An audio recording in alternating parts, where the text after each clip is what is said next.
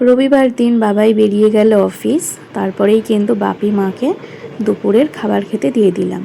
আমার স্নান হয়ে গেছে, স্নান করে এখন গাছ থেকে ফুল তুলে এখন আমি ঠাকুর ঘরে যাচ্ছি একটু পুজো দেবো বলে। এমনিতেই সকালবেলা তো আমার শাশুড়ি মা স্নান করে পুজো দেয়, আমিও কিন্তু বেলার দিকে স্নান করে পুজোটা দিয়ে দিলাম। দেখো আমার পুজো দেওয়া একদমই কমপ্লিট হয়ে গেছে। এখন কিন্তু আমি নিচে চলে যাব, তোমাদের সাথে ঠাকুরঘরটা আর একটু দেখিয়ে দিচ্ছি। বিকালবেলাতে আবার কিন্তু সন্ধ্যা দেখাতে আসব। এখন চলে যাব নিচে।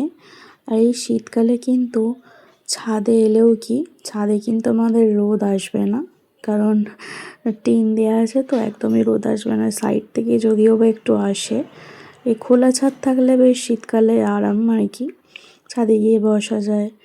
আর এখানে দেখো এই সাইড দিয়ে একটু রোদ্দুর আসছিলো, এই জন্য এই আম তেলগুলো একটু রোদ্দুরে দিয়েছিলাম।